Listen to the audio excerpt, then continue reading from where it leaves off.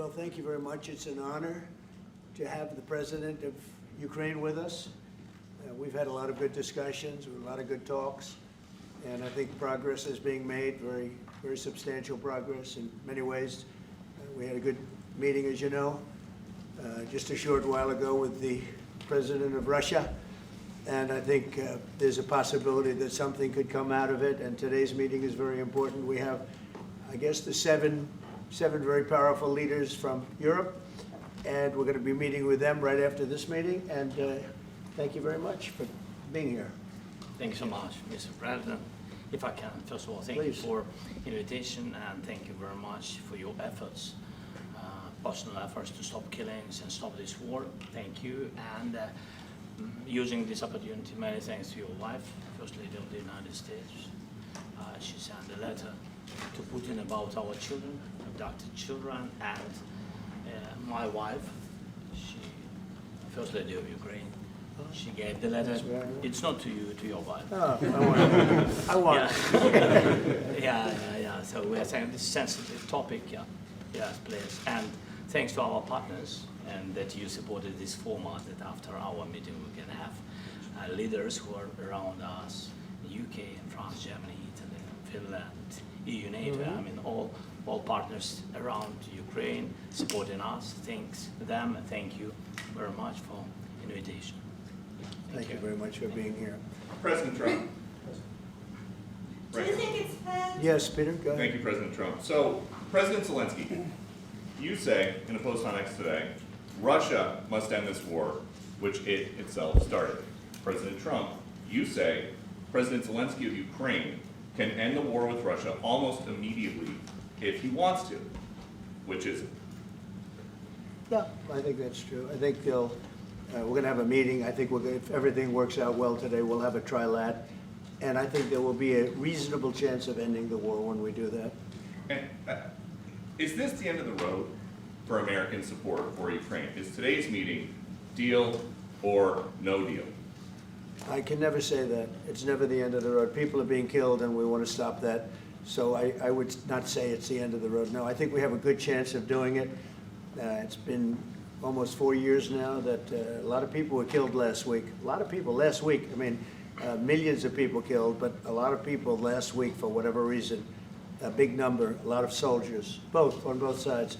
And I know the president, I know myself, and I believe Vladimir Putin wants to see it ended.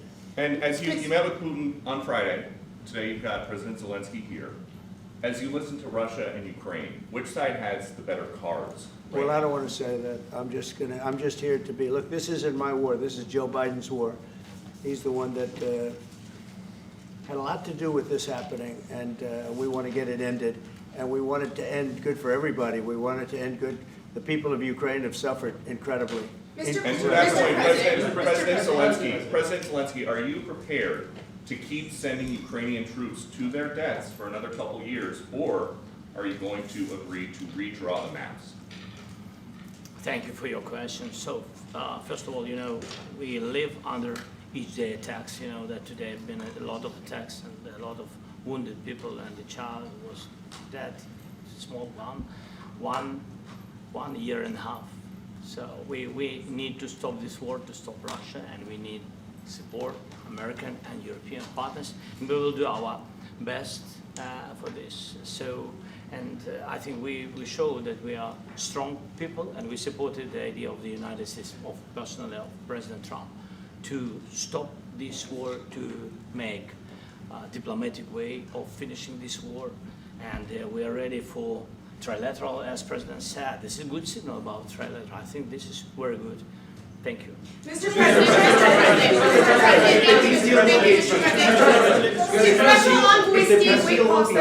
yes, if the peace deal will be achieved, are you going to be willing to send American peacekeepers to Ukraine?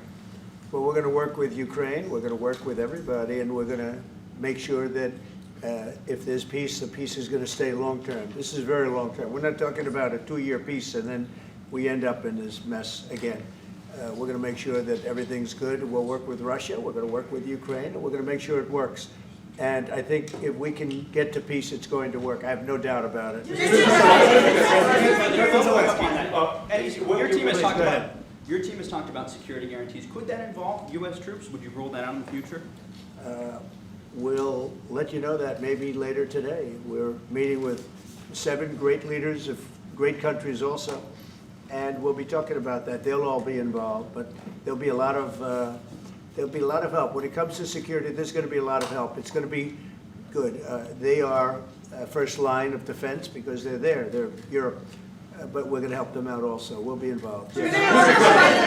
President, Vladimir Putin mentioned that the war will not end without addressing the root causes of this war.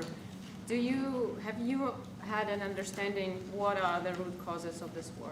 Well, look, the war is going to end. When it ends, I can't tell you, but the war is going to end, and this gentleman wants it to end, and Vladimir Putin wants it to end. I think the whole world is tired of it, and we're going to get it ended. It was, I've done 6 wars. I've ended 6 wars, and I thought this maybe would be the easiest one, and it's not the easiest one. It's a tough one. A lot of reasons for it, and they'll be talking about it for a long time, but they'll be talking about the others. Look, India, Pakistan, we're talking about big places. When you look at, you just take a look at some of these wars. You go to Africa and take a look at that. Rwanda and the Congo, Republic of the Congo. That's been going on for 31 years. And so we've done a total of 6, and we really have 6, not including the fact that we obliterated, and it turned out to be a total obliteration, the nuclear, as you said, the future nuclear capability of Iran.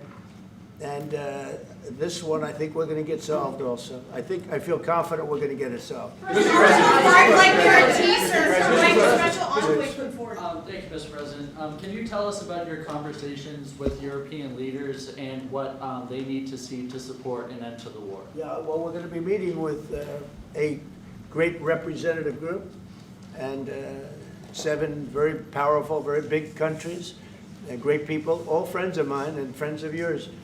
And we're going to have some suggestions made. They want to see peace. They would like to see peace. President, when in Russia, you said last In the night red, in the red.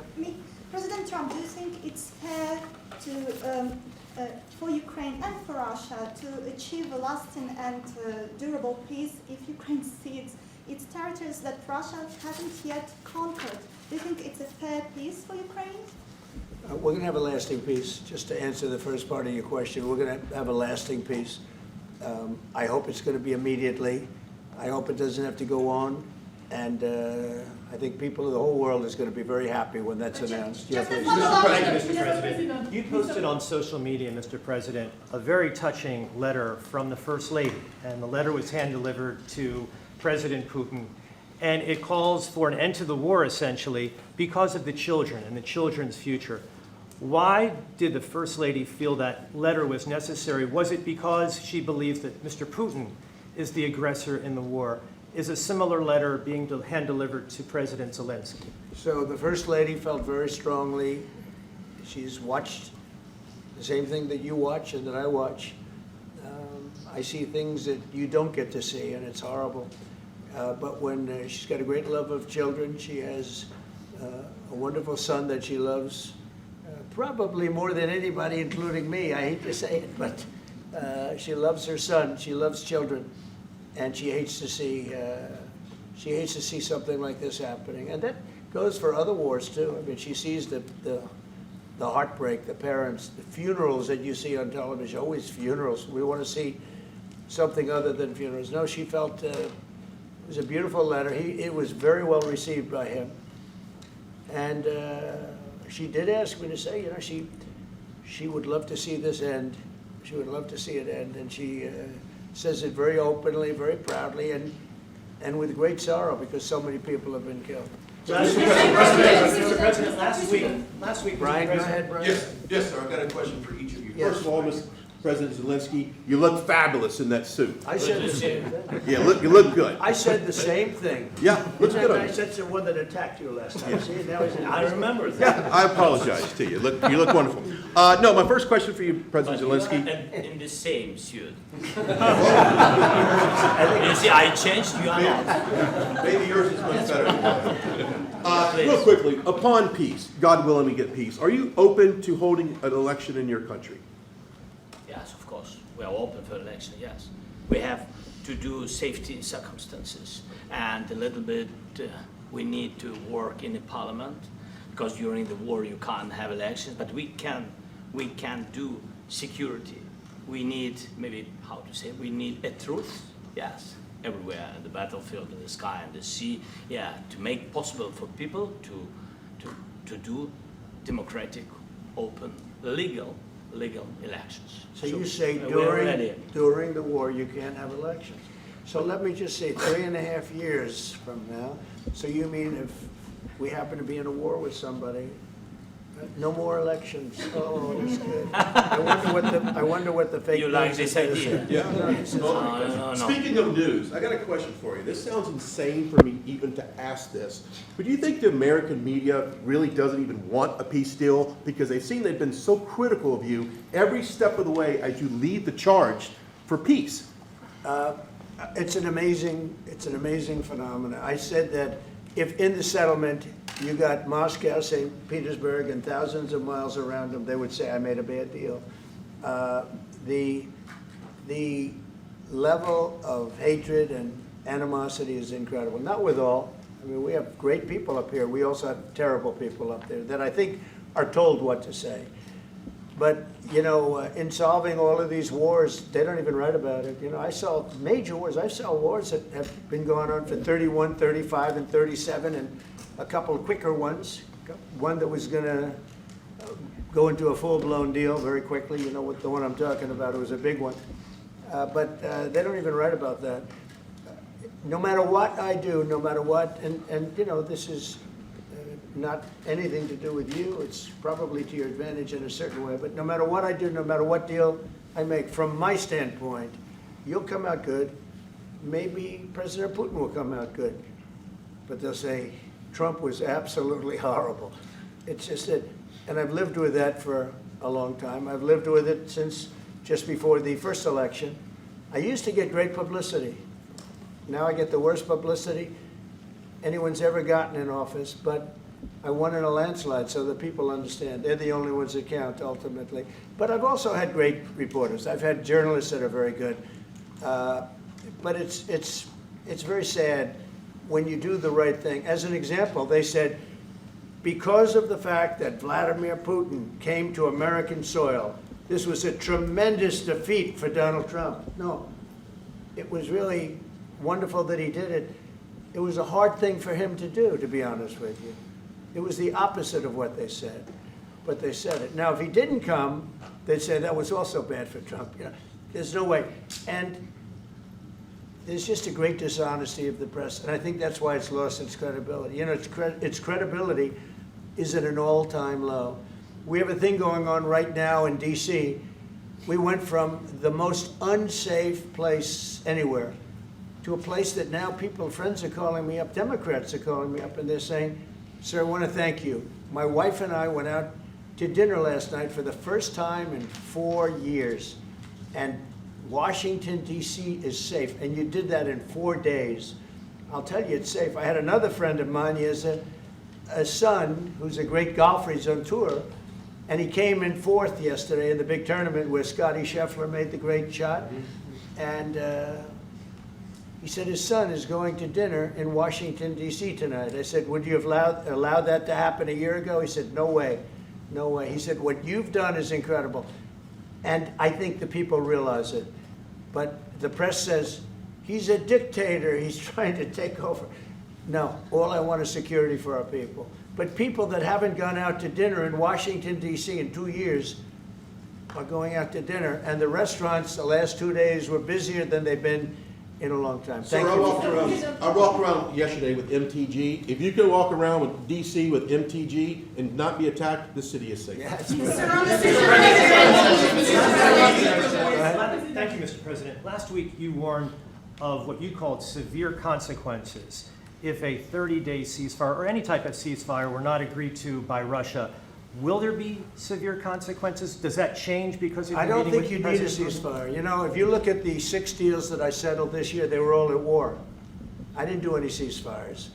And I know that it might be good to have, but I can also understand strategically why, well, you know, one country or the other wouldn't want it.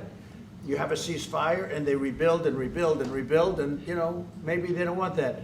But if you look at the 6 deals that we made peace and you know, long-term, long-running wars, I didn't do any ceasefires. Would I like the concept, you know, I like the concept of a ceasefire for one reason, because you'd stop killing people immediately, as opposed to in 2 weeks or 1 week or whatever it takes. But we can work a deal where we're working on a peace deal while they're fighting. They have to fight. I wish they could stop. I'd like them to stop. But strategically, that could be a disadvantage for one side or the other. But all of these deals I made without even the mention of the words ceasefire. President Zelenskyy, can you explain the decision to offer Ukraine Article 5-like security guarantees, but stop short of pushing for their full membership? Yeah, well, we haven't done anything on that yet. If you look back and you go back long before President Putin, it was always a statement that they would never allow Ukraine into NATO. So that was a statement that was made, but we haven't discussed any of that yet. We're going to be discussing it today. But we will give them very good protection, very good security. That's part of it. And the people that are waiting for us, they are, I think they're very like-minded. They want to help out all. Thank you, President. Thank you, President Trump. Are you disappointed there's no The United States has already given hundreds of billions of dollars to this war effort in Ukraine. At best, it is a stalemate, and the killing continues. So, President Trump, how much more is the United States willing to give Ukraine? And President Zelenskyy, how much more do you want? Well, I'll start off just by saying we're not giving anything now. We're selling weapons. This is something before, I guess the number is well over $300 billion. That was under Joe Biden, a corrupt politician, not a smart man, never was. By the way, go back 40 years, he was not a smart man 40 years ago either, but now he's in particular bad. This was done by a corrupt administration that shouldn't have been in, and frankly, if the right results of the election were given, if I were president, this war would have never taken place, and he would have been very happy, because he would have liked to have seen. I mean, they went through hell. He went through hell. This war would have never happened, and the people that were killed, a couple of million people, a lot of people with soldiers and everything else, and the people that have been displaced and forced into other areas and other countries because of what's happened, none of that would have happened. And I'm just saying that he was a horrible president, whether it was the borders or this, he was just a horrible, corrupt president. Mr. President, You want to Yeah, I can. Thank you so much. So first of all, we have possibility now to buy weapon from the United States. We are thankful for this program and this opportunity. We are thankful for Europe. They pay for this. And through NATO program, for example, Pearl and etc., we have some programs where we can have some money to finance this. And this is a part, I think, it's not a part for the war and to defend us. It also will be a part for security guarantees, to strengthen our army, to rearm Ukrainian army. This is very, very important.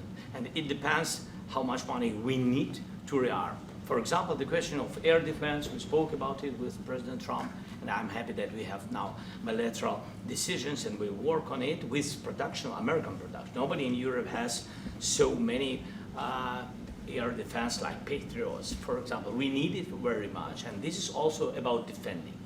I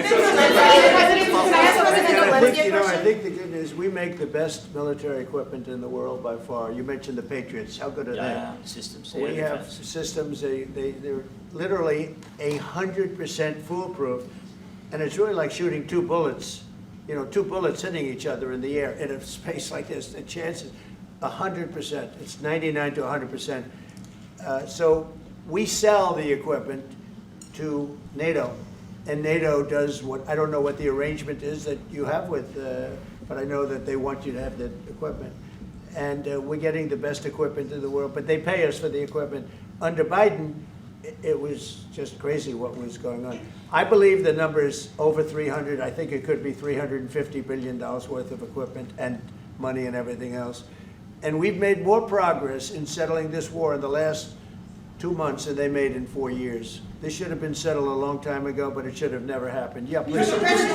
Real quickly, you pushed out on social media. All right, Brian, go first. You pushed out on social media about doing away with mail-in ballots and potentially electronic voting machines. Can you expand on that and how important Well, that is? that's a very off-topic, just really quickly. Mail-in ballots are corrupt. Mail-in ballots, you can never have a real democracy with mail-in ballots. And we, as a Republican Party, are going to do everything possible that we get rid of mail-in ballots. We're going to start with an executive order that's being written right now by the best lawyers in the country to end mail-in ballots because they're corrupt. And you know that we're the only country in the world, I believe, I may be wrong, but just about the only country in the world that uses them because of what's happened, massive fraud all over the place. The other thing we want change are the machines. For all of the money they spend, it's approximately 10 times more expensive than paper ballots. And paper ballots are very sophisticated with the watermark paper and everything else. We would get secure elections, we'd get much faster results. The machines, I mean, they say we're going to have the results in 2 weeks. With paper ballots, you have the results that night. Most people, but most people, many countries use paper ballots. It's the most secure form. So between paper ballots, very, very important, paper ballots, and I think maybe even more important, the mail-in voting. We're going to end mail-in voting. It's a fraud. If you have mail-in vote, even Jimmy Carter with this commission, they set it up. He said the one thing about mail-in voting, you will never have an honest election if you have mail-in. And it's time that the Republicans get tough and stop it because the Democrats want it. It's the only way they can get elected. Because with men and women's sports and with transgender for everybody and open borders and all of the horrible things, and now the new thing is they love crime. They're fighting me on the fact that I've made Washington, D.C. safe. We're not going to get mugged, beaten up, or killed like all the people you've been watching get so badly hurt. I'm glad, I hate to take your time with this, but I'm glad you asked me that question. Sorry. We're going to stop mail-in ballots because it's corrupt. You know, when you go to a voting booth and you do it the right way and you go to a state that runs it properly, you go in, they even ask me, they asked me for my license plate, for identity. I said, I don't know if I have it. They said, sir, you have to have it. I was very impressed, actually. But it's very hard to cheat with mail-in voting. As you know what happens in California, it's so corrupt, where some people get 5, 6, 7 ballots delivered to them. Now, we got to stop mail-in voting, and the Republicans have to lead the charge. The Democrats want it because they have horrible policy. If you have mail-in voting, you're not going to have many Democrats get elected. That's bigger than anything having to do with redistricting, believe me. And the Republicans have to get smart. We're not going to have a country. I said for a long time at rallies, you need borders and you need free and fair elections. Those two things, otherwise you don't have. We have strong borders now. In 90 days, Mr. President, we didn't have 1, 0, 0, and 3 months. Not one person came in illegally into our country. In fact, even I find that hard to believe, but it's run by a little bit of a liberal group that put out the numbers, so I guess it's, but 0, 0, and 0. You go back a year ago, 2 years ago, 3, millions of people poured into our country. It was terrible. Thank you very much. President Zelensky, what security guarantees do you need from President Trump to be able to make a deal? Is it American troops, intelligence, equipment? What is it? Everything. And really, it includes 2 parts. First, strong Ukrainian army. That's what I began to discuss with your colleagues. And it's a lot about weapon and then people and training missions and intelligence. And second, we will discuss with our partners. It depends on the big countries, on the United States, on a lot of our friends. And Mr. President, are you willing to commit American troops to that NATO-like protection in order to get President Zelensky to a deal today? Well, I don't know if you define it that way, but NATO-like, I mean, we have people waiting in another room right now. They're all here from Europe, biggest people in Europe, and they want to give protection. They feel very strongly about it, and we'll help them out with that. I think it's very important. I think it's very important to get the deal done. You have been involved to to the peacekeeping in Ukraine since your first day in the administration. What would you say to the Ukrainian people right now who are suffering under the Russian attacks and hoping that the American people will stand with them? Well, I know Ukrainian people. I've known many over the years. They're great people. They're smart. They're energetic. They love their country. I mean, they love their country, and we want to get this war ended. That's all I can do. I love the Ukrainian people, but I love all people. I love the Russian people. I love them all. I want to get the war stopped. Very important. Mr. President, was there any aspect of your discussion with Vladimir Putin that left you disappointed? Look, we just spoke to, I was just telling the president, I just spoke to President Putin indirectly, and we're going to have a phone call right after these meetings today. And we may or may not have a trilat. If we don't have a trilat, then the fighting continues. And if we do, we have a good chance. I think if we have a trilat, there's a good chance of maybe ending it. But he's expecting my call when we're finished with this meeting. Thank you very much, everybody. Thank you. Thanks, guys. Thank you, guys. Let's go right on.